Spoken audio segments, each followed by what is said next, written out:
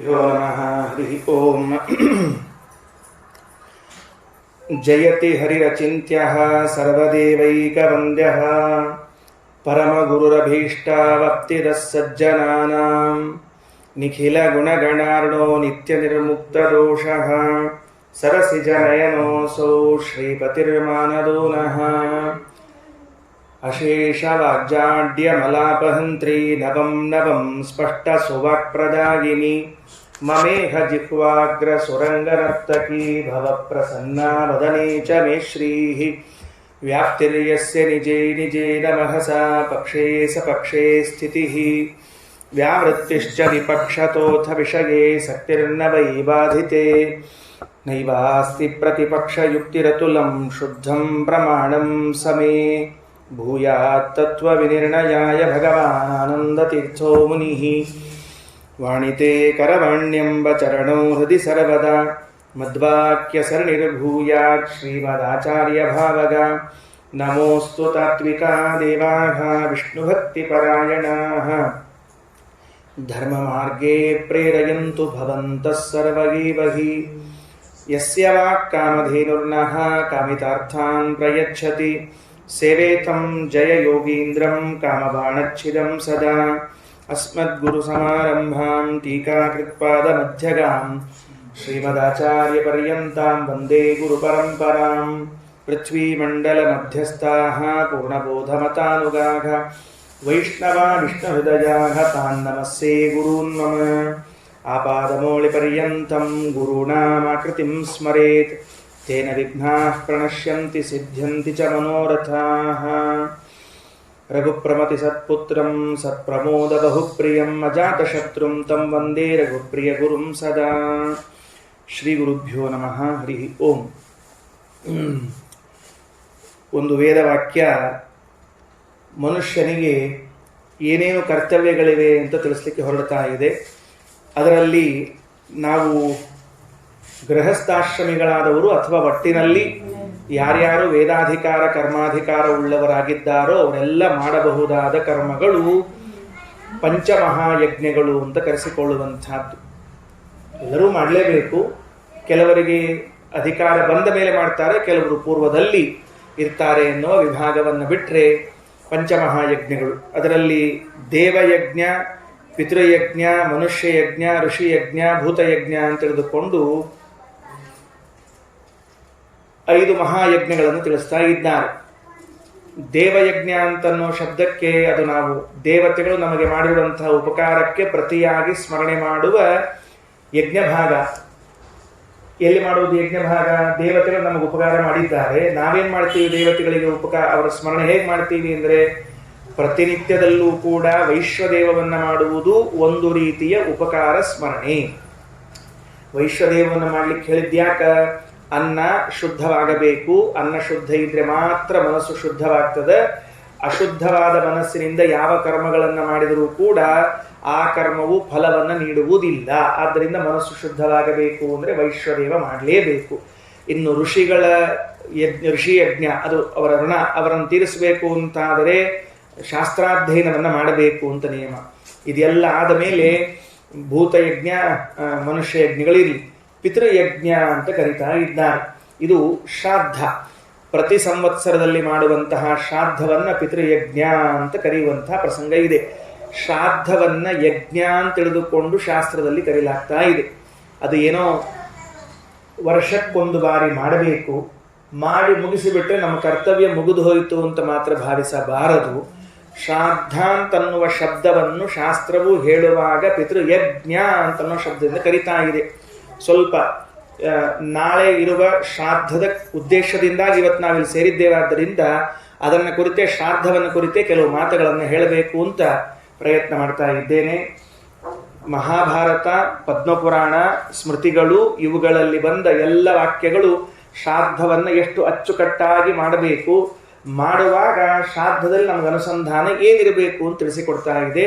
ಹಾಗಾಗಿ ಪ್ರತಿಯೊಬ್ಬ ಮನುಷ್ಯನ ಕರ್ತವ್ಯವಾದ ಪಂಚಮಹಾಯಜ್ಞಗಳಲ್ಲಿ ಒಂದು ಯಜ್ಞ ಅಂತ ಕರೆಸಿಕೊಂಡ ಪಿತೃಯಜ್ಞ, ಆ ಪಿತೃಯಜ್ಞವನ್ನು ನಾವು ಮಾಡಲೇಬೇಕು, ಅಧಿಕಾರಿಗಳಾದವರು ತಪ್ಪಿಸಲೇಬಾರದು ಅಂತ ಹೇಳಿದ್ದಾರೆ. ತೈತ್ರಿಯ ಉಪನಿಷತ್ನಲ್ಲಿ ಹೇಳುವಾಗ ಗುರುಕುಲದಲ್ಲಿ ಅಧ್ಯಯನ ಮಾಡಿಕೊಂಡು ಹೊರಟ ವಿದ್ಯಾರ್ಥಿಗೆ ಗುರುಗಳು ಒಂದು ಬೋಧವನ್ನು ಮಾಡ್ತಾರೆ, ಹಿತಬೋಧೆಯನ್ನು ಮಾಡ್ತಾರೆ. ವೇದಮನೂಚ್ಚಾಚಾರ್ಯೋಂ ತೇವಾಸಿನ ಮನುಷಾಸ್ತಿ ಸತ್ಯಂ ವದ ಧರ್ಮಂಚರ. ವೇದಾಧ್ಯಯನವನ್ನು ಮುಗಿಸಿಕೊಂಡು ಮನೆಗೆ ಹೊರಟಿದ್ದೀಯಲ್ಲಪ್ಪ, ಏನ್ ಮಾಡ್ಬೇಕಂತ ಇಟ್ಕೊಂಡು ಮನೆಯಲ್ಲಿ ಅಧ್ಯಯನ ಮುಗೀತು, ಮನೆಗೆ ಹೋಗೋದು ಮುಸುಗು ಹಾಕೊಂಡು ಮಲ್ಕೊಳ್ಬೇಕು ಅಂತ ಇಟ್ಕೊಂಡಿದ್ದೀಯಾ? ನಿನಗೆ ಕೆಲವು ಕರ್ತವ್ಯಗಳವ. ಮಾತೃ ದೇವೋ ಭವ, ಪಿತೃದೇವೋ ಭವ, ಆಚಾರ್ಯ ದೇವೋ ಭವ, ಅತಿಥಿ ದೇವೋ ಭವ ಅಂತಿದೆ. ಏನ್ ಹಂಗಂದ್ರೆ ಮಾತೃದೇವೋ ಎಲ್ಲ ಒಟ್ಟು ಅವು ಹೆಂಗ್ ಶಬ್ದ ಇರ್ತಾವ ನೋಡ್ರಿ, ಹಂಗೆ ಭಾಷಾಂತರ ಮಾಡ್ಬೇಕ್ರಿ ಕನ್ನಡದೊಳಗೆ, ಅಂದ್ರೆ ತ್ರಾಸಿರಂಗಿಲ್ಲ. ಮಾತೃದೇವೋ ಭವ, ತಾಯಿಯನ್ನು ದೇವರೆಂದು ಭಾವಿಸು. ಪಿತೃದೇವೋ ಭವ, ತಂದೆಯನ್ನು ದೇವರೆಂದು ಭಾವಿಸು. ಹಿಂಗ ಅದನ್ನು ಟ್ರೂ ಟ್ರಾನ್ಸ್ಲೇಟ್ ಮಾಡಿಟ್ಬಿಟ್ರು ಅಂದ್ರೆ ಯಾವ ತ್ರಾಸು ಇರಂಗಿಲ್ರಿ. ಅದಕ್ಕೆ ಹಂಗಲ್ಲ, ಅದಕ್ಕೆ ಅರ್ಥ ಬೇರೆ ಬೇರೆ ಅರ್ಥಗಳಿವೆ ಅಂತ ಉಪನಿಷತ್ನಲ್ಲಿ ತಿಳಿಸಿದ್ದ. ಇರ್ಲಿ, ಹೇಗೆ ದೇವರು ನಮಗೆ ಪೂಜ್ಯರೋ, ನಮಗೆ ಗೌರವ ಸ್ಥಾನದಲ್ಲಿದ್ದವನು ಭಗವಂತ, ಹಾಗೆ ತಾಯಿಯು ಪೂಜ್ಯ ಸ್ಥಾನೀಯಳು. ಪಿತೃದೇವೋ ಭವ ಅಂದ್ರೆ ತಂದೆಯನ್ನು ದೇವರು ಅಂತ ಭಾವಿಸೋದಲ್ಲ. ಯಥಾ ಭಗವಾನ್ ಯಾವ ರೀತಿಯಾಗಿ ದೇವರನ್ನ ಗೌರವಿಸುತ್ತೀಯ ಅದೇ ರೀತಿಯಾಗಿ ನಿನ್ನ ತಂದೆಯನ್ನ ಗೌರವಿಸು, ತಾಯಿಯನ್ನ ಗೌರವಿಸು, ಆಚಾರ್ಯರನ್ನ ಗೌರವಿಸು, ಅತಿಥಿಗಳನ್ನ ಗೌರವಿಸು ಅಂತನೋ ಅರ್ಥ ಇದೆ. ಅದು ತೈತ್ರಿಯ ಉಪನಿಷತ್ತಿನ ವಾಕ್ಯ. ಇರ್ಲಿ, ಅದರಲ್ಲಿ ಬಂದಿರುವಂತಹದ್ದೆರಡು, ಒಂದು ಮಾತೃದೇವೋ ಭವ, ಇನ್ನೊಂದು ಪಿತೃದೇವೋ ಭವ. ಇದರಲ್ಲಿ ತಂದೆ ತಾಯಿಗಳನ್ನ ಅತ್ಯಂತ ಗೌರವಾದರದಿಂದ ನೋಡ್ಕೊಳ್ಬೇಕು ಅಂತ ಶಾಸ್ತ್ರ ಹೇಳ್ತಾ ಇದ್ರೆ, ಅದೇನು ಬದುಕಿರುವ ಕಾಲದಲ್ಲ, ತೀರಿಕೊಂಡ ಮೇಲ ಪ್ರಶ್ನೆ ಇದೆಯಲ್ಲ. ಗೌರವದಿಂದ ನೋಡ್ಬೇಕಾದಾಗ ಯಾವಾಗ?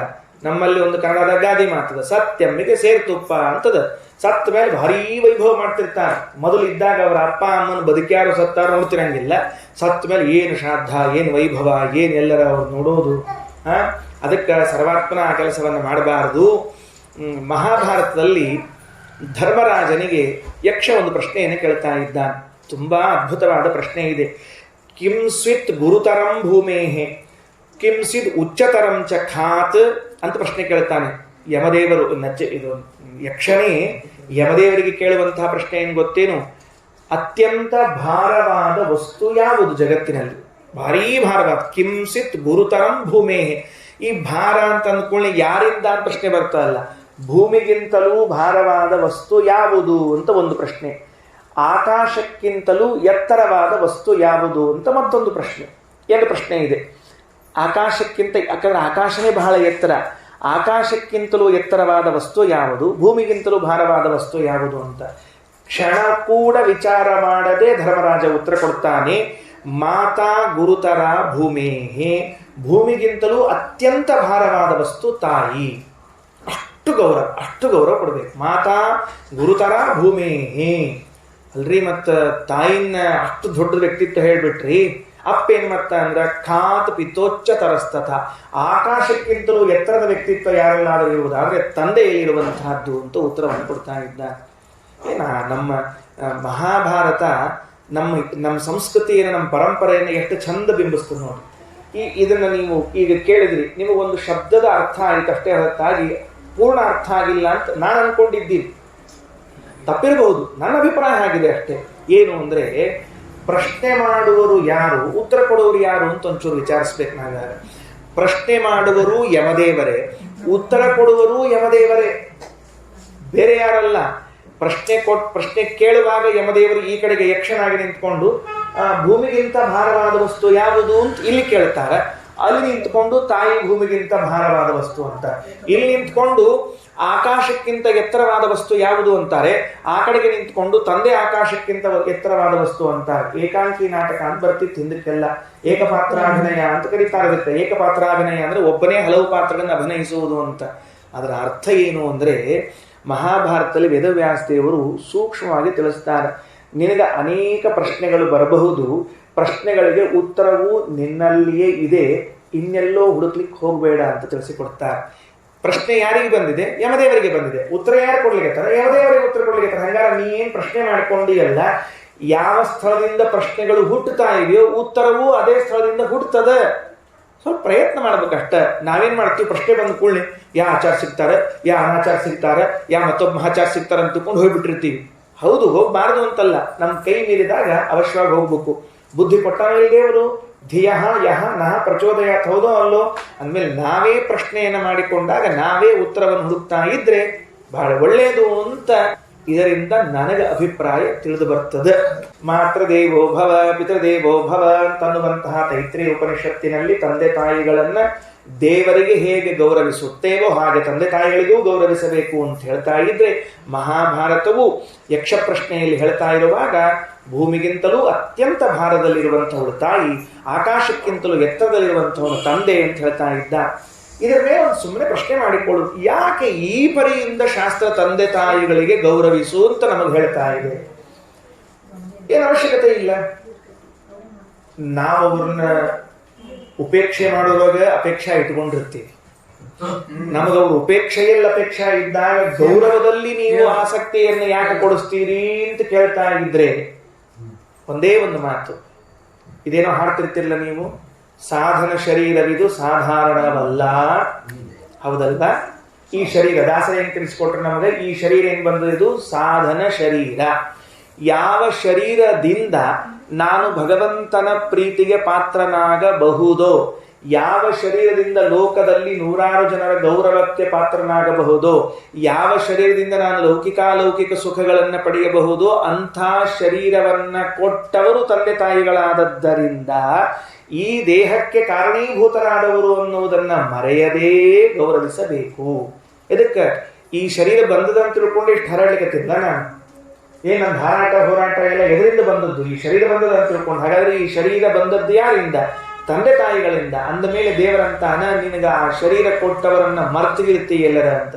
ಬರೇ ಶರೀರ ಕೊಟ್ಟಾರೇನು?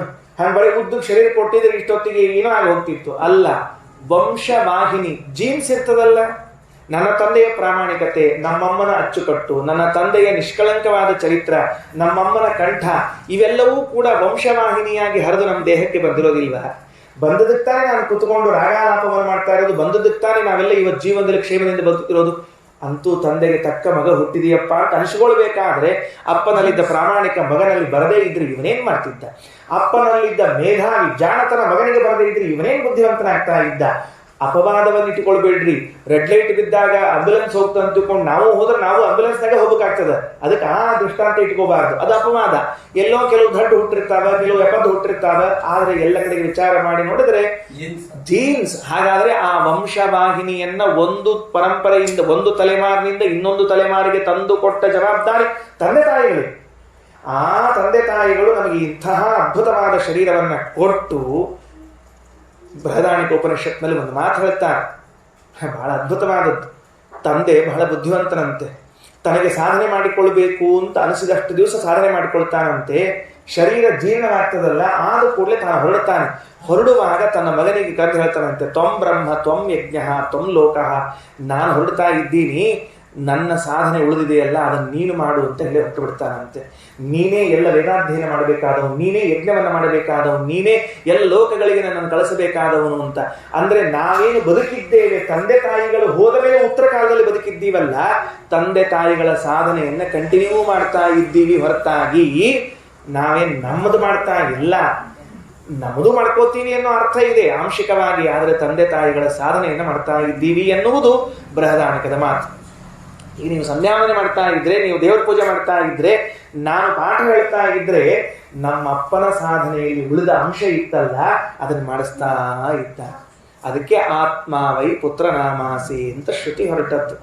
ಅಪ್ಪ ನಿನ್ನ ತಂದೆಯ ಪ್ರತಿರೂಪ, ತಂದೆಯ ಪ್ರತಿರೂಪ ಅಂತ ಹೇಳಿದ ಅಧಿಕಾರ ಜಮಾಯಿಸ್ಲಿಕ್ಕಲ್ಲ, ಅವನ ಸಾಧನೆಯೊಳಗೆ ಇನ್ನೂ ಉಳಿದದ, ಅದಕ್ಕೆ ನೀವು ಮಾಡ್ಲಿಕ್ಕತ್ತಿ ಅಂತ ತಿಳ್ಕೊಂಡು ಹೇಳ. ಇದಿಷ್ಟು ನಮಗೆ ನಾವು ತಂದೆ ತಾಯಿಗಳ ಬಗ್ಗೆ ಏನು ಗೌರವಿಸಬೇಕು ಅನ್ನೋದಕ್ಕೆ. ಪುರುಷನಾಗಿದ್ದರೆ ಉಪನಯನವನ್ನು ಮಾಡಿಕೊಳ್ತಾನೆ ಅಂತ ಇಟ್ಕೊಳ್ರಿ, ಮಾಡಿಕೊಳ್ಬೇಕಲ್ಲ. ಅಂದ್ರೆ ಲಗ್ನದ ಹಿಂದಿನ ದಿವಸ ಸಮಾವರ್ತನ, ಅದರ ಹಿಂದಿನ ದಿವಸ ಮುಂಜಿ, ಮರುದಿವಸ ಮದುವೆ ಅಂತ ಹಿಂಗೆ ಮಾಡಿಕೊಂಡ್ರು ಅಂದ್ರೆ ಅದನ್ನ ಹೇಳಿ ಬರುವುದಿಲ್ಲ. ಅದಕ್ಕೆ ನಾವು ತರಬಾರದು. ಬಾಲ್ಯದಲ್ಲೇನೆ 8ಕ್ಕೆ 7ಕ್ಕೆ ಉಪನಯನವನ್ನು ಮಾಡಿಕೊಂಡಿದ್ರು ಅಂತಂದ್ರೆ, ಅವತ್ತು ಉಪನಯನವನ್ನ ಮಾಡಿದಾಗ ತನ್ನನ್ನ ತೊಡೆಯ ಮೇಲೆ ಕೂಡಿಸಿಕೊಂಡು ದಿವ್ಯವಾದ ಗಾಯತ್ರಿ ಮಂತ್ರವನ್ನು ಉಪದೇಶ ಮಾಡಿದವನು ತಂದೆ ಅಲ್ವೇನ್? ಮತ್ತೆ ಇನ್ಯಾರು ಮಾಡ್ತಾರೆ ಉಪದೇಶವನ್ನು? ನಾನಿವತ್ತು ಇಷ್ಟು ಬುದ್ಧಿಶಕ್ತಿಯನ್ನು ಪಡೀಲಿಕ್ಕೆ ಆ ಗಾಯತ್ರಿ ಮಂತ್ರವೇ ನನಗೆ ಫಲ ಕೊಟ್ಟದ್ದು. ನಿತ್ಯ 10 ಮಾಡು ಸಂಧ್ಯಾವಂದನೆಯಲ್ಲಿ ಗಾಯತ್ರಿ ಜಪವನ್ನು ನಾವು 10ಕ್ಕಿಂತ ಮ್ಯಾಲೆ ಹೋಗಂಗಿಲ್ರಿ. ಯಾಕಂದ್ರೆ ನಮ್ದೊಂದು ದೀಕ್ಷಾ ಅದ. 6ಕ್ಕೆ ಏರಬಾರ್ದು, 3ಕ್ಕೆ ಇಳಿಬಾರ್ದು. 10 ಜಪ ಬಿಟ್ಟು ಮುಂದೆ 100ಕ್ಕೆ ಹೋಗಬಾರ್ದು, ಕೆಳಗೆ 10 ಕೆಳಗೆ ಇಳಿಬಾರ್ದು. ನಾವೆಷ್ಟು ಅದನ್ನ ಹೆಂಗೆ ಮೇಂಟೈನ್ ಮಾಡೀವಿ ಅಂತಂದ್ರೆ ಲೈಫ್ ಟೈಮ್ ಮೇಂಟೈನ್ ಮಾಡೀವಿ ನಾವೆಲ್ಲ. ಅದರಿಂದ ನಮಗೆ 10 ಆ 10ರಲ್ಲಿಯೇ ಎಲ್ಲವೂ ಇತ್ತು ಅಂತ ಅಲ್ಲ, ಅದನ್ನು ಉಪದೇಶ ಮಾಡಿದವರು ಯಾರು? ತಂದೆ ಅಲ್ಲದೆ. ಆ ತಂದೆ ಎಷ್ಟು ಪ್ರೀತಿಯಿಂದ ನನಗೆ ಗಾಯತ್ರಿಯನ್ನು ಉಪದೇಶ ಮಾಡಿದ್ದಾನೆ ಅಂದರೆ, ನಾನೇನು ಲೋಕದಲ್ಲಿ ಇದನ್ನೆಲ್ಲ ಪಡ್ಕೊಂಡಿದ್ದೇನೆ, ನನ್ನ ಮಗನಿಗೂ ಸಿಗಲಿ ಅಂತ ಮಾಡಿದ್ದಾನೆ. ಬ್ರಾಹ್ಮಣನಾಗಿಸಿದ್ದು ನನ್ನ ಅಪ್ಪ ನನ್ನನ್ನು. ಯಾಕಂದ್ರೆ ಗಾಯತ್ರಿ ಉಪದೇಶ ಪಡೆದ ಮೇಲೆ ನಾನು ಬ್ರಾಹ್ಮಣ ಆಗಿದ್ದು. ಜನ್ಮನ ಜಾಯತೆ ಶೂದ್ರ ಸಂಸ್ಕಾರ ದ್ವಿಜ ಉಚ್ಯತೆ. ಹುಟ್ಟುವಾಗ ನಾವೆಲ್ಲರೂ ಶೂದ್ರನಾಗಿ ಹುಟ್ಟಿದ್ದೆವು. ಹುಟ್ಟುವಾಗ ನಾವೆಲ್ಲರೂ ಶೂದ್ರರೇ. ಸಂಸ್ಕಾರ ಆಯಿತು, ಫಸ್ಟ್ ಕ್ಲಾಸ್ ಆಯಿತು. ಸಂಸಾರದಲ್ಲಿ ಬಂದು ಸಂಸ್ಕಾರ ಆಗದೆ ಹೋದ್ರೆ ಏನು ಪ್ರಯೋಜನ ಇಲ್ಲ. ಆದ್ರಿಂದ ನನಗೆ ಉಪನಯನವನ್ನು ಮಾಡಿ ಗಾಯತ್ರಿ ಉಪದೇಶ ಮಾಡಿದ ತಂದೆಯೇ ನನಗೆ ಬೇಕಾದವು. ಅದಾದ ಮೇಲೆ ಮಹಾಭಾರತದಲ್ಲಿ ಮತ್ತೊಂದು ಮಾತು ಬರ್ತದೆ. ಅಲ್ಲ, ಎಲ್ಲ ಕರೆಕ್ಟು, ದೇಹವನ್ನೇನೋ ಕೊಟ್ಟರು, ವಂಶ ಜೀನ್ಸ್ ಕೊಟ್ಟರು, ಗಾಯತ್ರಿ ಉಪದೇಶ ಮಾಡೋದು ಎಲ್ಲ ಸರಿ ಇದೆ. ಆದರೆ ಇದಕ್ಕೂ ಮೇಲ್ಪಟ್ಟು ಏನಾದರೂ ಮಾಡಿದ್ದಾರಾ ಅಂತ ಕೇಳಿದ್ರೆ ಅವರೇ ಮೊದಲ ಗುರುಗಳು. ತಂದೆ ತಾಯಿಗಳಿಗಿಂತ ದೊಡ್ಡ ಗುರುಗಳು ಇನ್ನೊಬ್ಬರು ಇಲ್ಲ. ಮಹಾಭಾರತದ ಶಾಂತಿ ಪರ್ವದಲ್ಲಿ ಹೇಳುವಾಗ ಉಪಾಧ್ಯಾಯಾನ್ ಪಿತ ದಶ, 10 ಉಪಾಧ್ಯಾಯರು ಕೆಲಸ ಮಾಡುವುದನ್ನು ಒಬ್ಬ ತಂದೆ ಮಾಡ್ತಾನೆ. 10 ಟೀಚರ್ಸ್, ನೀವು 10 ಮಂದಿ ಅಧ್ಯಾಪಕರು ಮಾಡುವ ಕೆಲಸ ಒಬ್ಬನೇ ಒಬ್ಬ ತಂದೆ ಮಾಡ್ತಾನೆ. ನಮಗೆ ಲಕ್ಷ್ಯವಿಲ್ಲ. ನಮ್ಮಪ್ಪ ಬಡದದ್ದಷ್ಟು ನೆನಪಿರ್ತದೆ ನಮಗೆ, ನಮ್ಮಪ್ಪ ಒದ್ದದ್ದು ನೆನಪಿರ್ತದೆ ನಮಗೆ, ನಮ್ಮಪ್ಪ ಕತ್ಲಿ ಕೋಣೆ ಹಾಕಿದ ನೆನಪಿರ್ತದೆ ನಮಗೆ. ಆದ್ರೆ ಆಗ ನಮ್ಮಪ್ಪ ಏನು ಕಲಿಸಿಕೊಟ್ಟ ಪಾಠ ಇದೆಯಲ್ಲ, ಜನ್ಮದುದ್ದಕ್ಕೂ ಅದನ್ನು ನಾನು ಆನಂದದಿಂದ ಅನುಭವಿಸ್ತಿದ್ದಿಲ್ಲ, ಅದು ನೆನಪಿರಂಗಿಲ್ಲ. ಅವ 10 ಉಪಾಧ್ಯಾಯರ ಕೆಲಸವನ್ನು ಒಬ್ಬನೇ ಒಬ್ಬ ಅಪ್ಪ ಮಾಡ್ತಾನೆ. ಅಯ್ಯೋ, ಮತ್ತೆ ಅಮ್ಮ ಏನ್ ಮಾಡ್ತಾಳೆ? 10 ತಂದೆ ಕಲಿಸುವ ಪಾಠವನ್ನು ಒಬ್ಬ ಅಮ್ಮ ಕಲಿಸ್ತಾಳೆ ಅಂತ ಹೇಳ್ತಾರೆ. 100 ಟೀಚರ್ ಮಾಡುವ ಕೆಲಸವನ್ನ ಒಬ್ಬಳೇ ಒಬ್ಬ ತಾಯಿ ಮಾಡ್ತಾ ಇದ್ದಾಳೆ. ಗುರುತ್ವೇನ ಅಭಿಮತ ನಾಸ್ತಿ ಮಾತ್ರ ಸಮೋ ಗುರು. ತಾಯಿಗೆ ಸಮಾನವಾದ ಗುರುಗಳು ಮತ್ತೊಬ್ಬರು ಜಗತ್ತಿನಲ್ಲಿ ಸಿಗಲಿಕ್ಕೆ ಸಾಧ್ಯವೇ ಇಲ್ಲ ಅಂತ ವೇದವ್ಯಾಸ ದೇವರು ಉದ್ಗಾರ ತೆಗಿಬೇಕಾಗಿದ್ರೆ ತಾಯಿಯ ಸ್ಥಾನ ಎಂಥದ್ದಿದೆ ಅಂತ ಅರ್ಥ ಮಾಡಿಕೊಳ್ಬೇಕು. ಇದೆಲ್ಲ ಮಹಾಭಾರತದಲ್ಲಿ ಬರುವಂತಹ ಮಾತುಗಳು. ಮಗನಾಗಿದ್ದೇನೆ, ನನ್ನದು ಕೆಲವು ಕರ್ತವ್ಯ ಭಾಗ ಇದೆಯಲ್ಲ. ಏನು ಕರ್ತವ್ಯ ಭಾಗ ಇದೆ ಅಂತ ಕೇಳಿದ್ರೆ, ಜೀವತೋ ವಾಕ್ಯಕರಣಾತ್, ಪ್ರತ್ಯಬ್ಧಂ ಭೂರಿಭೋಜನಾತ್, ಗಯಾಯಾಮ್ ಪಿಂಡದಾನೇನ ತ್ರಿವಿಃಪುತ್ರಸ್ಯ ಪುತ್ರತಾಂ. 3 ಕೆಲಸ ಮಾಡಬೇಕಂತೆ. ಮಗ ಮಗ ಅಂತ ಕರೆಸಿಕೊಳ್ಬೇಕಾದ್ರೆ ಮೊದಲನೇದ್ದು ಜೀವತೋ ವಾಕ್ಯಕರಣಾತ್, ಬದುಕಿರುವಾಗ ತಂದೆ ತಾಯಿಗಳ ಮಾತನ್ನ ಕೇಳಲೇಬೇಕು. ನಮ್ಮಲ್ಲಿ ಕೆಲವರು ಇರ್ತಾರೆ, ಕೇಳಿ ಬಿಟ್ಬಿಡ್ಬೇಕು ಅಂತ ಹಿಂಗಿಟ್ಕೊಂಡಿರ್ತಾರೆ. ಶಿಷ್ಯ ಇದ್ದಂತ ಗುರುಗಳಿಗೆ ಕೇಳ್ತಿದ್ದಂತ ಅಡ್ಡಡ್ ಪ್ರಶ್ನೆ, ಸುಮ್ಮನೆ ಅಡ್ಡಡ್ ಪ್ರಶ್ನೆ. ಅಲ್ರಿ ಗುರುಗಳ, ದೇವರು ಕಣ್ಣು ಮುಂದೆ ಮಾಡ್ಯಾನ, ಮೂಗು ಮುಂದೆ ಮಾಡ್ಯಾನ, ಬಾಯಿ ಮುಂದೆ, ಕಿವಿಯಾಕೆ ಹಿಂದೆ ಮಾಡ್ಯಾನ್ರಿ ಗುರುಗಳನ್ನ ಕೇಳಿದಂತ. ಏನ್ ಶಾಲೆ ಆಗಿದ್ದ ಶಿಷ್ಯ ಅಂದ್ರೆ ಎಲ್ಲದಕ್ಕೂ ಅಡ್ಡಡ ಪ್ರಶ್ನೆ ಕೇಳ್ತಿದ್ದ. ಅಲ್ರಿ ಗುರುಗಳು, ಕಣ್ಣು ಮುಂದೆ ಮಾಡಿದಿಲ್ಲ ದೇವ್ರು, ಮೂಗು ಮುಂದೆ ಮಾಡಿದಿಲ್ಲ, ಕಿವಿನೂ ಮುಂದೆ ಮಾಡಿದ್ರೆ ಹಿಂದೆ ಯಾಕೆ ಮಾಡ್ಬೇಕಾಗಿತ್ರಿ ಅಂತ ಗುರುಗಳು ಹೇಳಿದಂತ ಡೈರೆಕ್ಟ್ ಒಂದ ಮಾತು. ಅಪ್ಪಿ, ಕಣ್ಣು ಮೂಗು ಬಾಯಿ ಎಲ್ಲ ಎದಕ್ ಮಾಡ್ಯಾನ ಅಂತಂದ್ರೆ ನಾನು ನೋಡ್ಕೋತಿರು ಅಂತ ಮಾಡ್ಯಾನ. ಕಿವಿ ಎದಕ್ಕೆ ಹಿಂದ್ ಮಾಡ್ಯಾನ ಅಂದ್ರೆ ನನ್ನ ಮಾತು ಕೇಳಿ ಹಿಂದಿಂದ ಬಿಟ್ಬಿಡು ಅಂತ ಹೇಳಿ ಅಂತ ಹೇಳ್ಬಿಟ್ಟು, ಈ ಕಡೆಯಿಂದ ಕೇಳಿ ಈ ಕಡೆಯಿಂದ ಬಿಡು ಅಂತ ಮಾಡ್ಯಾನ ಅಂತ ಹೇಳ್ಬೇಕಷ್ಟೆ. ಮಾತು ಕೇಳೋದೊಂದು ಹಿಂಗರ್ಥ ಅಲ್ಲ. ಮತ್ತದಕ್ಕೆ ಜೀವತೋ ವಾಕ್ಯಕರಣಾತ್, ತಂದೆ ತಾಯಿಗಳು ಬದುಕಿರುವಷ್ಟು ಕಾಲ ಅವರ ಮಾತನ್ನು ಕೇಳಬೇಕು. ತೀರಿಕೊಂಡ ಮೇಲೆ ಪ್ರತ್ಯಬ್ಧಂ ಭೂರಿ ಭೋಜನಾತ್, ಪ್ರತಿ ಸಾಂವತ್ಸರಿಕದಲ್ಲೂ ಕೂಡ ಫಸ್ಟ್ ಕ್ಲಾಸ್ ಆಗಿ ಭೂರಿ ಭೋಜನ. ಅದರ ಬಗ್ಗೆ ಒಳಗಡೆಗೆ ಶ್ರಾದ್ದದ ವಿಷಯವನ್ನು ಹೇಳ್ತಿರ್ತೀವಲ್ಲ, ಆವಾಗ ಭೂರಿ ಭೋಜನದ ಮಹತ್ವ ಏನು ಅಂತ ಹೇಳೋದು. ಆಮೇಲೆ ಗಯಾಯಾಮ್ ಪಿಂಡದಾನೇನ, 3ನೇ ಕೆಲಸ ಏನು? ಪಿಂಡದಾನ. ಎಲ್ಲಿ ಮಾಡಬೇಕು? ಗಯಾ ಕ್ಷೇತ್ರಕ್ಕೆ ಹೋಗಿ ಒಂದು ಬಾರಿಯಾದರೂ ಪಿಂಡ ಪ್ರದಾನ ಮಾಡಬೇಕು. ಕೆಲವರು ಒಂದೇ ಬಾರಿ ತಿಳ್ಕೊಂಡ್ಬಿಟ್ಟಾರೆ, ಭಾಳ ಶೆಣೆ ಇರ್ತಾರೆ ಕೆಲವರೆಲ್ಲ, ಅಂಥವ್ರು ನಾವು ಹತ್ತಿರಕ್ಕೆ ಹೋಗಬಾರ್ದು. ಒಂದು ಬಾರಿ, ಅದಕ್ಕೆ ಒಂದು ಬಾರಿ ಸ್ಮರಣೆ ಸಾಲದೆ ಅಂದ್ಕೊಳ್ಳಿ. ಹಂಗಾರೆ ಒಂದೇ ಸರ್ತಿ ಮಧ್ವರಾಜ ಗುರುಭ್ಯೋರ್ನ ಮುಗಿಸ್ಬೋದ? ಹಂಗಲ್ರ, ಹಂಗೆ ಹೇಳಿದ್ರಲ್ಲ ಹಾಡ್ನಾಗೇನು, ಒಂದು ಬಾರಿ ಸ್ಮರಣೆ ಸಾಲದೆ ಅಂದ್ರೆ ಒಂದ್ಸರಿಯಾರ ಮಾಡಪ್ಪ ಅಂತ ತಿಳ್ಕೊಂಡು ಹೇಳಿದ ಹಂಗ ಒಂದು ಬಾರಿಯಾದರೂ ಗಯಾಕ್ಕೆ ಹೋಗಿ ಪಿಂಡ ಪ್ರದಾನವನ್ನ ಮಾಡಿ ಬರಬೇಕು. 3ರಲ್ಲಿ ಜೀವತೋ ವಾಕ್ಯಕರಣ, ಪ್ರತ್ಯಬ್ಧಂ ಭೂರಿ ಭೋಜನ, ಗಯಾಯ ಪಿಂಡದಾನೇನ ತ್ರಿವಿಃಪುತ್ರಸ್ಯ ಪುತ್ರತಾಂ. ಈ 3 ಕೆಲಸ ಮಾಡಿದಾಗ ಮಾತ್ರ ಪುತ್ರ ಅಂತ ಕರೆಸಿಕೊಳ್ತಾನೆ. ಸರಿ, ಓಕೆ. ತಂದೆ ತಾಯಿಗಳ ಮಹತ್ವ ಏನು, ಮಗನಾದವನು ಮಾಡಬೇಕಾದ ಕಾರ್ಯ ಏನು ಅಂತ ಕೇಳಿದಾಗ, ಬದುಕಿರುವಷ್ಟು ಕಾಲ ತಂದೆ ತಾಯಿಗಳ ಮಾತನ್ನು ಅವಶ್ಯವಾಗಿ ಕೇಳ್ತೇವೆ ನಾವು, ಅದರಲ್ಲೇನು ವಿವಾದ ಇಲ್ಲ. ತೀರಿಕೊಂಡ ಮೇಲೆ ಪ್ರತಿ ಸಾಂವತ್ಸರಿಕ ಶ್ರಾದ್ದವನ್ನು ಮಾಡಬೇಕು. ಇಲ್ಲಿ ಬರ್ತದೆ ಈ ಪ್ರತಿ ಸಾಂವತ್ಸರಿಕ ಶ್ರಾದ್ದವನ್ನ ಮಾಡುವಾಗ ಅದನ್ನ ಎಚ್ಚರ ತಪ್ಪದೇ ಮಾಡಬೇಕು ಅಂತ ಹೇಳ್ತಾರೆ. ಮೈ ಮರಿಬಾರ. ದೇವ ಪಿತೃಕಾರ್ಯಾಭ್ಯಾಂ ನ ಪ್ರಮದಿತವ್ಯಂ. ತೈತ್ರೇಯ ಉಪನಿಷತ್ತು. ದೇವ ಪಿತೃಕಾರ್ಯಾಭ್ಯಾಂ, ದೇವ ಪೂಜಾ ಶ್ರಾದ್ದಾದಿಗಳನ್ನು ಮರೆಯದೇ ಮಾಡು, ಮರಿಬೇಡ. ದೇವ ಪಿತೃಕಾರ್ಯಾಭ್ಯಾಂ ನ ಪ್ರಮದಿತವ್ಯಂ ಅನ್ನುವಂಥ ಮಾತು ತಿಳಿಸ್ತಾ ಇದೆ ಎಲ್ಲ ಉಪನಿಷತ್ತಿನ ವಾಕ್ಯಗಳು. ಅದಾದ ಮೇಲೆ ಈಗ ಶ್ರಾದ್ದ ಏನ್ ಮಾಡಬೇಕು? ಪಿತೃಕಾರ್ಯ ಅಂದ್ರೆ ಶ್ರಾದ್ದ ಅಂತ ಹೇಳ್ತಾ ಇದ್ದ. ಈ ಶ್ರಾದ್ದವನ್ನ ಮಾಡುವಾಗ ಯಾರು ಬರ್ತಾರೆ ಶ್ರಾದ್ದಕ್ಕೆ ಅಂತ ಒಂದು ಪ್ರಶ್ನೆ. ನಾವು ಶ್ರಾದ್ದ ಮಾಡ್ತಿರ್ತೇವೆ ಮನೆಯಲ್ಲಿ, ಮಾಡುವಾಗ ಅವರ ತಂದೆ ಬರ್ತಾರಾ ಅಂತನ್ನುವ ಪ್ರಶ್ನೆಯನ್ನು ಇಟ್ಟುಕೊಂಡ್ರೆ ಅದಕ್ಕೆ ಶ್ರಾದ್ದವನ್ನ ಮಾಡಿದಾಗ ಈ ಶ್ರಾದ್ದ ಇದು ನೇರವಾಗಿ ನಮ್ಮ ತಂದೆಗೆ ಮುಡುತ್ತದ ಹೇಗೆ? ಇದರ ಬಗ್ಗೆ ವೇದವ್ಯಾಸ ದೇವರು ಎಷ್ಟು ರೀತಿಯಿಂದ ಉತ್ತರವನ್ನು ಕೊಟ್ಟಿರಬಹುದು? ಪರಮಾದ್ಭುತವಾದ ಉತ್ತರಗಳಿವೆ. ಒಂದೊಂದಾಗಿ ಹೇಳ್ತಾ ಹೋಗ್ತೇನೆ. ಮೊದಲನೇದಾಗಿ ಶ್ರೀಮದಾಚಾರ್ಯರು ಒಂದು ಮಾತು ಹೇಳ್ತಾರೆ. ಈ ಶ್ರಾದ್ದವನ್ನ ಮಾಡಿದಾಗ ಅದಕ್ಕೆ ದೇವತೆಗಳು ಅಂತ ಒಂದು ವ್ಯವಸ್ಥೆ ಮಾಡಿದ್ದಾನೆ ಪರಮಾತ್ಮ. ಅವರು ಯಾರ್ಯಾರು ದೇವತೆಗಳು ಅನ್ನೋದು ಶ್ರಾದ್ದದಲ್ಲಿ ಬರ್ತಕ್ಕಂಥವರಾಗಿದ್ದಾರೆ. ವಸು ರುದ್ರ ಆದಿತ್ಯ. ವಸು ರುದ್ರ ಆದಿತ್ಯ ಇದು ಸುಮ್ಮನೆ ಇಲ್ಲ. ನಾವೇನ್ ಮಾಡಿಬಿಡ್ತೀವಿ ಅಂದ್ರೆ ಎಲ್ಲ ಶಬ್ದ ಅಲ್ಲಲ್ಲೇ ಕೇಳಿಬಿಟ್ಟಿರ್ತೀವಿ. ವಸು ಎನ್ನುವಂತಹ ದೇವತೆಗಳ ಗಣ ಇದೆಯಲ್ಲ, ಇವರ ಜವಾಬ್ದಾರಿ ಏನು ಅಂದ್ರೆ ನನ್ನ ತಂದೆ ಎಲ್ಲಿದ್ದಾನೋ ಅಲ್ಲಿಗೆ ನಾನು ಶ್ರಾದ್ದ ಮಾಡಿದ್ದನ್ನು ಒಯ್ದು ಮುಟ್ಟಿಸುವ ಜವಾಬ್ದಾರಿ. ಪಿತೃ ಪಿತಾಮಹ ಪ್ರಪಿತಾಮಹ ವಸು ರುದ್ರ ಆದಿತ್ಯ. ಇಲ್ಲಿ ಲಿಂಕ್ ಹೋಗ್ಯದ ನಮ್ದೇನಾಗಿದೆ ಅಂದ್ರೆ ವಸು ರುದ್ರಾದಿತ್ಯ ಅಂತ ಇದನ್ನು ಮುಗಿಸ್ಬಿಟ್ಟಿದ್ದೀವಿ. ಹಂಗಲ್ಲ. ಪಿತೃಸ್ಥಾನದಲ್ಲಿ ಏನಿದ್ದಾರಲ್ಲ ಅವರು ವಸು ದೇವತೆಗಳು, ಅಷ್ಟವಸುಗಳು. ಈ 8 ಮಂದಿ ವಸುಗಳ ಜವಾಬ್ದಾರಿ ಏನು ಅಂತ ಕೇಳಿದ್ರೆ ಯಾರು ಈ ಯಜಮಾನ ಶ್ರಾದ್ದವನ್ನು ಮಾಡ್ತಿದ್ದಾನಲ್ಲ ಅದನ್ನು ತೆಗೆದುಕೊಂಡು ಹೋಗಿ ಅವರಿಗೆ ಮುಟ್ಟಿಸಬೇಕು. ನೆಕ್ಸ್ಟ್ ಯಾರು? ರುದ್ರ, ಏಕಾದಶಿ ರುದ್ರ. ಅವರೇನ್ ಮಾಡ್ತಾರ? ಅಜ್ಜನಿಗೆ. ಪಿತೃಪಿತಾಮಹ ಬರ್ಬೇಕಲ್ಲ ಮತ್ತೆ ಅಜ್ಜನಿಗೆ ಮುಟ್ಟಿಸ್ಬೇಕು. ತಂದೆ ಆಗಲ್ಲ ಅಜ್ಜ. ದ್ವಾದಶ ಆದಿತ್ಯರಿದ್ದಾರಲ್ಲ ಅವರು ಮುತ್ತಜ್ಜನಿಗೆ.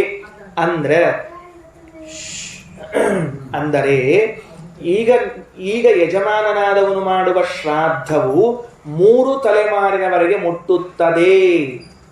ಬರೀ ಒಬ್ಬರಿಗಲ್ಲ, ಅಪ್ಪಗಷ್ಟ ಅಲ್ಲ, ಅಪ್ಪ ಅಜ್ಜ ಮುತ್ತಜ್ಜ 3 ಮಂದಿಗೂ ಮುಟ್ಟುವಂತಹದ್ದು. ಆ 3 ಮಂದಿಗೆ ಮುಟ್ಟಿಸ್ಲಿಕ್ಕೆ ವ್ಯವಸ್ಥೆಯನ್ನು ಮಾಡಿದ ಭಗವಂತ ಏನ್ ಮಾಡಿದ್ದಾನೆ ಅಂದ್ರೆ ವಸು ದೇವತೆಗಳನ್ನ, ರುದ್ರರನ್ನ, ಆದಿತ್ಯರನ್ನು ನಿರ್ಮಾಣ ಮಾಡಿದ್ದಾನೆ. ವಸು ರುದ್ರ ಆದಿತ್ಯ ಪಿತೃ ಪಿತಾಮಹ ಪ್ರಪಿತಾಮಹ. ಆಯ್ತಾ? ಮುಂದೆ ಇದರಲ್ಲಿ ಮತ್ತ ಪ್ರದ್ಯುಮ್ನ, ಸಂಕರ್ಷಣ, ವಾಸುದೇವ ಅಂತ 3 ರೂಪಗಳು. ಅದರ ಶ್ರೀಮದಾಚಾರ್ಯ ಅಂತಾರೆ ಆ ಸಂಕರ್ಷಣ ಹೆಸರು ತೆಗೆದುಕೊಳ್ಳುತ್ತಾರೆ. ಪಿತೃಣಾಂ ಆಶ್ರಯೋ ಯಸ್ಮಾತ್ ಸಂಕರ್ಷಣ ಉದಾಹತಃ ಅತಸ್ತಾನ್ ಪ್ರತಿಪಿಂಡಾದೀನ್ ನಿದಧತ್ ಯಜ್ಞಕಾ ಅಪಿ. ಇದು ಛಾಂದೋಗ್ಯ ಉಪನಿಷತ್ನಲ್ಲಿ ಹೇಳುವಾಗ ಶ್ರೀಮದಾಚಾರ್ಯ ಬರೆಯುವಂತಹ ಮಾತು. 7 ಸಾಮಗಳು, 7 ಸಾಮಗಳಲ್ಲಿ 1 ಸಾಮದಿಂದ ಸಂಕರ್ಷಣ ಪ್ರತಿಪಾದ್ಯನಾಗಿದ್ದಾನೆ. ಆ ಸಂಕರ್ಷಣ ರೂಪಿ ಭಗವಂತನು ಹಿಂಗ ವ್ಯತಿರೇಕ ವ್ಯಾಪ್ತಿಯಿಂದ ಇಲ್ಲದೆ ಹೋದರೆ ಹಿಂಗಂತಿರ್ತಾರೆ ನೋಡ್ರಿ. ನಾವು ಇದ್ದಿದ್ದಿಲ್ಲ ಅದೇನಾಗ್ತಿತ್ತು ಅಂತ ಹಿಂಗೆ ಕೇಳ್ತಿರ್ತಾರಲ್ಲೋ. ನೀ ಇದ್ರು ಅಷ್ಟ ಆಗೋದು, ನೀ ಇಲ್ಲದೆ ಇದ್ರು ಅಷ್ಟ ಆಗೋದು, ಆ ವಿಷಯ ಬೇರೆ. ಮನ್ಯಾಗ ನೀ ಇದ್ದದ್ದಿಲ್ಲ ಅಂದ್ರೆ ಹಂಗ ಸಂಕರ್ಷಣ ರೂಪಿ ಪರಮಾತ್ಮನು ಇಲ್ಲದೆ ಹೋಗಿದ್ದರೆ, ಅವನು ನಮ್ಮ ಮೇಲೆ ಅನುಗ್ರಹವನ್ನ ಮಾಡದೆ ಹೋಗಿದ್ರೆ ಈ ಪಿಂಡವನ್ನ ಮುಟ್ಟಿಸುವವರು ಯಾರು? ಭಗವಂತನು. ಇದಕ್ಕೆ ಮುಟ್ಟಿಸೋರು ಯಾರು ಅಂತ ಪ್ರಶ್ನೆ. ತಂದೆ ತಾಯಿಗಳಿಗೆ ಮುಟ್ಟಿಸೋರು ಯಾರು? ಹಂಗಾರೆ ಸಂಕರ್ಷಣ. ಆ ಸಂಕರ್ಷಣ ರೂಪಿಯಾದ ಪರಮಾತ್ಮ ನಮ್ಮ ಪಿತೃಗಳಿಗೆ ಆ ಶ್ರಾದ್ದವನ್ನ ಮುಟ್ಟಿಸ್ತಾನ ಅಂತ ತಿಳ್ಕೊಳ್ರಿ. ಸರಿನಾ? ಈಗ ಒಂದು ಪ್ರಶ್ನೆ ಇದೆ. ಏನ್ ಪ್ರಶ್ನೆ ಇದೆ ಅಂದ್ರೆ, ಆಯಿತು ದೇವತೆಗಳಿದ್ದಾರೆ ಅಂತ ಇಟ್ಕೊಳ್ರಿ, ಒಪ್ಪೋಣ ಅಂತ. ದೇವತೆಗಳಿದ್ದಾರೆ, ಅವು ವೈದ್ಯ ಮುಟ್ಟಿಸ್ತಾರ. ಭಗವಂತನಿದ್ದಾನ, ಮುಟ್ಟಿಸ್ತಾನ. ಇದೊಂದು ಸಿಸ್ಟಮ್ ಅದ ಅಂತ ಇಟ್ಕೊಳ್ರಿ. ಇದ್ರ ಮೇಲೆ ಒಂದು ಪ್ರಶ್ನೆ ನಮ್ದು. ವೇದವ್ಯಾಸ ದೇವರು ಏನ್ ಪ್ರಶ್ನೆ ಮಾಡ್ಯಾರ ಅಂದ್ರ, ಅಲ್ಲೂ ನೀ ಇಲ್ಲಿ ಹೇಳೋ ಕಾಲಕ್ಕೆ ಗೋತ್ರ ಹೆಸರು ಹೇಳಿಬಿಡ್ ಪಿಂಡವನ್ನು ಪ್ರದಾನ ಮಾಡ್ತಿ. ಶ್ರಾದ್ದ ಅಂದ್ರೆ ನಮಗೇನ್ ತಲೆ ಆಗದ ಅಂದ್ರೆ ಪಿಂಡ ಪ್ರದಾನ ಅಂತ ಇಷ್ಟ ಅದ. ಸಾರಿ, ಶ್ರಾದ್ದ ಅಂದ್ರೆ ಪಿಂಡ ಪ್ರದಾನ ಒಂದೇ ಅಲ್ಲ. ಶುರು ಮಾಡಿದಾಗಿನಿಂದ ಕೊನೆಯವರೆಗಿರೋದಷ್ಟು ಶ್ರಾದ್ದವೇ. ಮಜಾ ಹೇಳ್ತೀನಿ ನಿಮಗೆ. ಏನ್ ಮಜಾ ಅಂತಂದ್ರೆ, ಈ ಬ್ರಾಹ್ಮಣರಿಗೆ ಊಟಕ್ಕೆ ಹಾಕ್ತಾರಲ್ಲ, ಅಕಸ್ಮಾತ್ ಶ್ರಾದ್ದದಲ್ಲಿ ಪ್ರತ್ಯಕ್ಷ ಕೂತಿದ್ರು ಅಂತ ಇಟ್ಕೊಳ್ರಿ, ಅದು ಒಂದು ಶ್ರಾದ್ದನೇ, ಇದು ಒಂದು ಶ್ರಾದ್ದನೇ. 7 ತರಹದ ಶ್ರಾದ್ದ ಅದ. ಇದು ಮುಂದಿನ ಸ್ಟೆಪ್ ಒಳಗೆ ಹೇಳ್ತೀನಿ ನಾನು. ಈಗ ಈ ಶ್ರಾದ್ದವನ್ನ ಮಾಡಿದಾಗ ಇದನ್ನ ಈಗ ಏನ್ ಮಾಡ್ತೀವಿ, ಇಂಥವ್ರು ನಮ್ಮ ತಂದೆ, ಇಂಥವ್ರು ಗೋತ್ರದಲ್ಲಿ ಇದ್ದವರು ಅಂತ ಪಿಂಡವನ್ನು ಪುರೋಹಿತರು ಇಳಿಸ್ತಾರೆ, ಇಟ್ಬಿಡ್ತೀವಿ. ಪ್ರಶ್ನೆ ಬರೋದಲ್ಲಿ ಏನ್ ಪ್ರಶ್ನೆ ಬರೋದು ಅಂದ್ರೆ, ಈ ಪಿಂಡವನ್ನ ಅಲ್ಲಿಗೆ ಮುಟ್ಟಿಸೋರು ಯಾರು? ಪಿಂಡವನ್ನ ಅಂದ್ರೆ ಇದರ ಫಲವನ್ನು ಮುಟ್ಟಿಸೋರು ಯಾರು ಅಂದ್ರೆ, ಈಗ ಹೇಳಿದ್ರಲ್ಲ ನೀವೀಗ ವಸು ರುದ್ರ ಆದಿತ್ಯರು ಸಂಕರ್ಷರೂಪಿ ಪರಮಾತ್ಮನಿದ್ದಾನೆ, ಅವನು ಮುಟ್ಟಿಸ್ತಾನೆ ಅಂತ ತಿಳ್ಕೊಂಡು, ಸರಿ ಸ್ವಾಮಿ ಅಡ್ರೆಸ್ ಎಲ್ಲದ ಅಂತ ಪ್ರಶ್ನೆ ಇದೆ ನಮಗೆ. ಇವ್ರು ಮುಟ್ಟಿಸ್ಲಿಕ್ಕೆ ತಯಾರಿದ್ದಾರೆ, ಅಡ್ರೆಸ್ ಎಲ್ಲದ ಅಂತ ತಿಳ್ಕೊಂಡು ಕೇಳಿದರೆ ವೇದವ್ಯಾಸ ದೇವರು ಪದ್ಮಪುರಾಣದಲ್ಲಿ ಹೇಳ್ತಾರೆ, ಎಲ್ಲಿವರೆಗೆ ಈ ವ್ಯಕ್ತಿ ಅವರ ಶ್ರಾದ್ದವನ್ನು ಮಾಡ್ತಿರ್ತಾನೋ ಅಲ್ಲಿವರೆಗೆ ಇದ ಅಡ್ರೆಸ್ ಅವರಿಗೆ ಇರ್ತದ. ಅರ್ಥ ಆಗಲಿಲ್ಲ? ಇನ್ನೊಂದ್ಸಲ ಹೇಳ್ತೇನೆ. ನಾಮಗೋತ್ರಂ ಪಿತॄಣಾಂತು ಪ್ರಾಪಕಂ ಹವ್ಯಕವ್ಯಯೋ ಅಗ್ನಿಶ್ವಾತ್ತಾದಯ ತೇಷಾಂ ಆಧಿಪತ್ಯೆ ವ್ಯವಸ್ಥಿತಾಃ ನಾಮಗೋತ್ರಸ್ತಥಾದೇಶ ಭವಂತಿ ಉದ್ಭವತಾಮಪಿ. ಈಗ ಉದಾಹರಣೆಗೆ ಯಜಮಾನನ ತಂದೆ ಇಲ್ಲಿ ಆದ ಮೇಲೆ ಬೇರೆ ಕಡೆಗೆ ಹುಟ್ಟಿದ್ದಾರೆ ಅಂತ ಇಟ್ಟುಕೊಳ್ರಿ, ಹುಟ್ಟಲೇಬೇಕಲ್ಲ. ಜಾತಸ್ಯ ಹಿ ಧ್ರುವ ಮೃತ್ಯು ಧ್ರುವಂ ಜನ್ಮ ಮೃತಸ್ಯ ಚ ತಸ್ಮಾತ್ ಅಪರಿಹಾರಾರ್ಥೇ ನತ್ವಂ ಶೋಚಿತಮರ್ಹಸಿ. ಇನ್ನೊಂದು ಕಡೆ ಹುಟ್ಟಿದ್ದಾರೆ.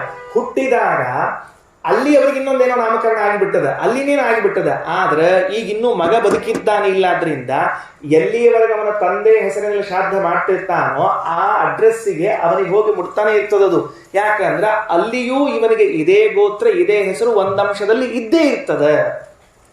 ಇಲ್ಲದೆ ಇದ್ರೆ ನೀ ಶ್ರಾದ್ದ ಮಾಡಿದ ಅವ್ರಿಗೆ ಹೆಂಗೆ ಮುಟ್ಟಬೇಕು ಪ್ರಶ್ನೆ ನಂದು.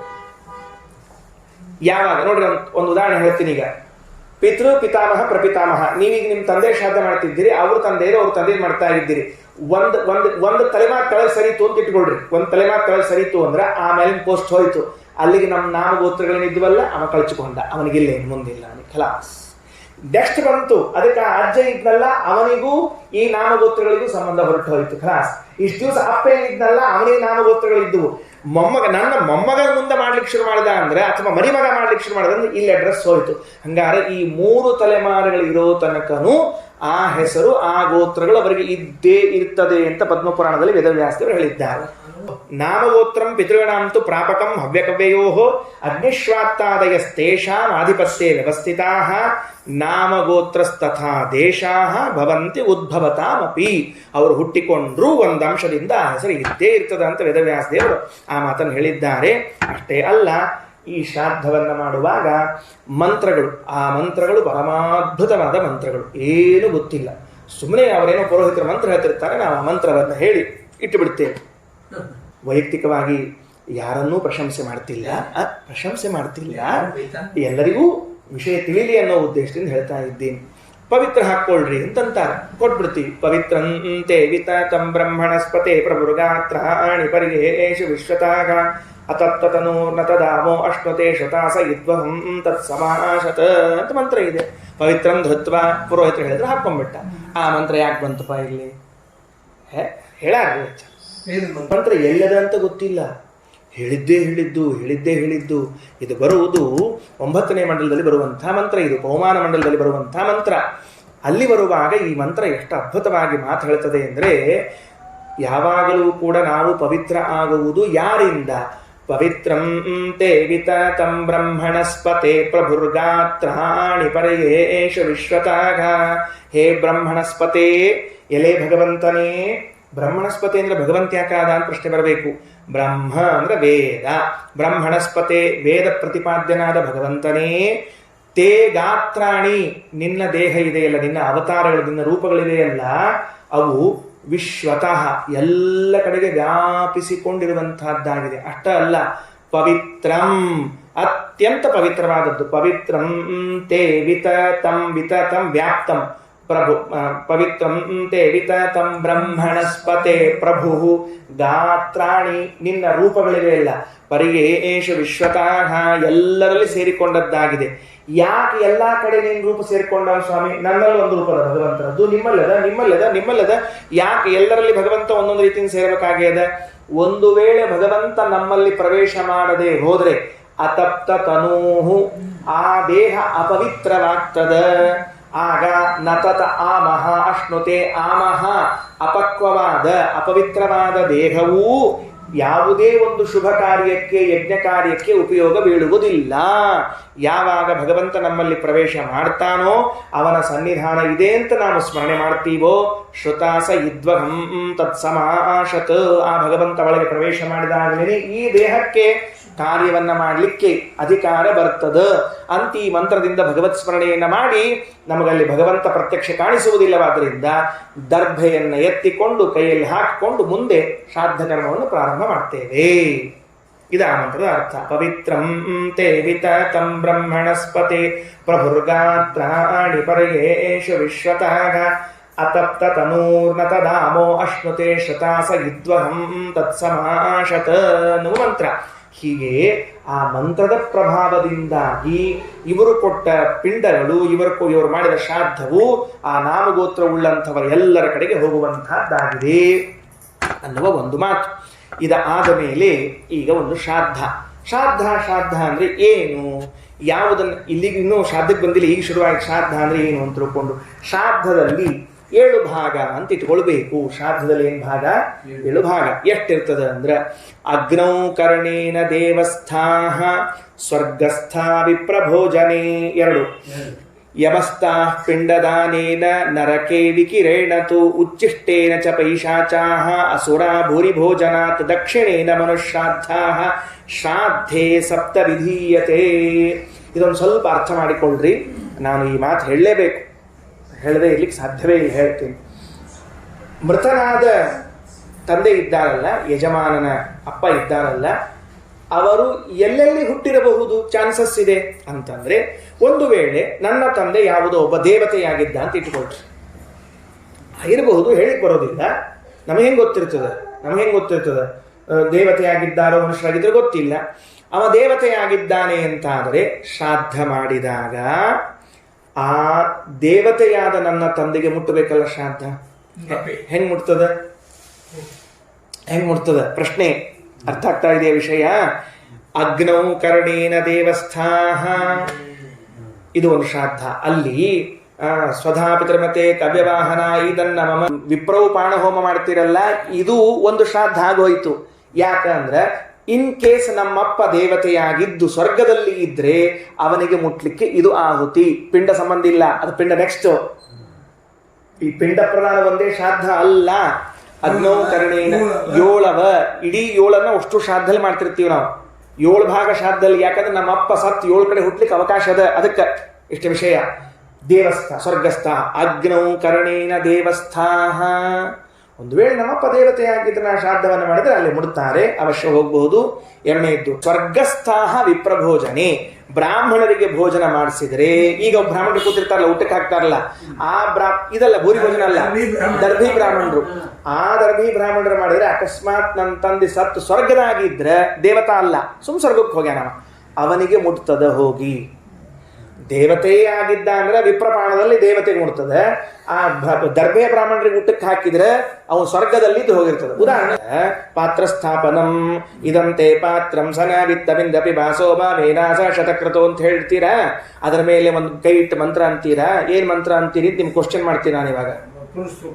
ಯಾಕ ಪುರುಷ ಸೂಕ್ತವನ್ನು ಇದಕ್ಕೆ ಹೇಳ್ಬೇಕಾ? ಸಂಬಂಧ ಇದೆಯಾ ಪುರುಷ ಸೂಕ್ತವನ್ನು ಹೇಳೋದಕ್ಕೆ? ಪ್ರಾಯಶ್ಚಿತ್ತ ಸೂಕ್ತ ಜಾಪ್ಯಮಹಂ ಕರಿಷ್ಯೆ. ಪ್ರಾಯಶ್ಚಿತ್ತ ಸೂಕ್ತ ಅಂತ ತಿಳಿದುಕೊಂಡು ಪುರುಷ ಸೂಕ್ತವನ್ನ, ಗಾಯತ್ರಿ ಮಂತ್ರವನ್ನು ಹೇಳ್ತೀನಿ. ನಾನು ಪ್ರಶ್ನೆ ಮಾಡ್ತೀನಿ, ಗಾಯತ್ರಿ ಮಂತ್ರ ಪುರುಷ ಸೂಕ್ತವು ಪ್ರಾಯಶ್ಚಿತ್ತ ಹೇಗಾಗ್ತದೆ ಅಂತ ತಿಳ್ಕೊಂಡು ಅದಕ್ಕೆ ಉತ್ತರವನ್ನೂ ನಾನೇ ಕೊಡ್ತೀನಿ ಮುಂದೆ. ನೆಕ್ಸ್ಟ್ ಸ್ವರ್ಗಸ್ಥ ವಿಪ್ರಭೋಜನೆ, ದರ್ಭೆ ಬ್ರಾಹ್ಮಣರನ್ನು ಕೂಡಿಸಿರ್ತಾರಲ್ಲ, ಊಟಕ್ಕೆ ಹಾಕ್ತಾರಲ್ಲ, ಅದರಿಂದ ಯಾರಿಗೆ ಮುಡ್ತದೆ ಅಂದ್ರೆ ಇನ್ ಕೇಸ್ ಅವರ ಪಸತ್ತು ಒಳ್ಳೆ ಕರ ಮಾಡಿ ಸ್ವರ್ಗದಲ್ಲಿ ಇದ್ರೆ, ದೇವತೆ ಅಲ್ಲ ಸುಮ್ಮನೆ ಸ್ವರ್ಗಕ್ಕೆ ಹೋಗ್ಯಾನ, ಅವನಿಗೆ ಮುಟ್ತದೆ. ಅಂದ್ರೆ 2 ಶ್ರಾದ್ದ ಆಯ್ತು. ಈಗ ನೀವು ಮರ್ಕೋದ್ ಬರ್ಲಿಕ್ಕೆ ಕಂಟಿನ್ಯೂ ಆಗಿ, ನಿಮಗೇನು ಕಲ್ಪನಾ ಇಲ್ಲ, ಗೊತ್ತಿಲ್ಲ. ವಿಪ್ರಪಾಣ ಹೋಮ ಆಯ್ತು, ಹೋರಿ ಭೋಜನ, ಇದು ವಿಪ್ರಭೋಜನ ಆಯ್ತು. ಯಮಸ್ತಾ ಪಿಂಡದಾನೇನ, ಈಗ ಸ್ವಾರಸ್ಯದ ನೋಡ್ರಿ. ಪಿಂಡದಾನ ಮಾಡುವುದರಿಂದ ಏನದು? ಯಮಸ್ತಾಹ, ಯಮಲೋಕದಲ್ಲಿ ಪಿತೃಗಳಿದ್ರೆ ಅದರಿಂದ ಪಿಂಡ ಪ್ರದಾನದಿಂದ ಮುಡ್ತದ. ಇದು ಒಂದೇ ತಂದೆಗಿದು, ಉಳಿದ ಕಡೆಗೆ ಇಲ್ಲಿದು ಗೊತ್ತಿಲ್ಲ ನಮಗೆ. ಬರೀ ಪಿಂಡ ಇಟ್ಕೊಂಡು ಶ್ರಾದ್ದ ಆತು, ಪಿಂಡ ಇಟ್ಕೊಂಡು ಶ್ರಾದ್ದ ಆತು ಅಂತಲ್ಲ. ಇದು ಪಿಂಡದಾನೇನ ಯಮಸ್ತಾಹ, ಯಮಲೋಕದಲ್ಲಿ ಇದ್ದವರಿಗೆ. ಇಲ್ರಿ, ಯಮಲೋಕದಲ್ಲಿ ಅಂದ್ರೆ ನರಕದಲ್ಲೋ ಯಮನ ಮನೆಯಲ್ಲೋ ಮತ್ ಪ್ರಶ್ನೆ. ಯಮನ ಮನೆಯಲ್ಲಿ, ನರಕದಲ್ಲಲ್ಲ, ನರಕದಲ್ಲಿ ಇಲ್ಲ. ಅದು ಮುಂದಿನ ಸ್ಟೆಪ್ ಏನು ಅಂದ್ರೆ ನರಕೆ ವಿಕಿರೇಣತು. ವಿಕಿರಂ ಅಂತ ಬರ್ತದೆ ಇಲ್ಲೋ, ಅನ್ನ ಸುತ್ತಲ ಹಾಕ್ತಿರಿಲ್ಲೋ, ಅದು ನರಕದಲ್ಲಿ ದುಃಖ ಪಡ್ತಾ ಇದ್ದ ತಂದೆಗೆ ಮುಟ್ಲಿಕ್ಕೆ. ಅದು ಇನ್ ಕೇಸ್ ನನ್ನ ತಂದೆ ನರಕದಲ್ಲಿ ದುಃಖ ಪಡ್ತಿದ್ರೆ ಅವರಿಗೆ ಇದು ಶ್ರಾದ್ದ. ಸ್ವಲ್ಪ ಅಭ್ಯಾಸ ಮಾಡ್ಬೇಕಾಗ್ತದೆ ಬಹಳಷ್ಟು, ಅಂದ್ರೆ ಅದು ಅರ್ಥ ಆಗ್ತದೆ ಅಂತ ಅಷ್ಟೇ. ಒಂದೊಂದು ಹೇಳಿಕತ್ತೀನಿ, ಇನ್ನೊಂದ್ಸಲ ನೆನಪು ಮಾಡ್ತೀನಿ. ನನಗೆ ಮರ್ತು ಹೋಗ್ತಾನೆ ನೆನಪು ಮಾಡ್ಕೊತಿರ್ತೀನಿ ನಾನು.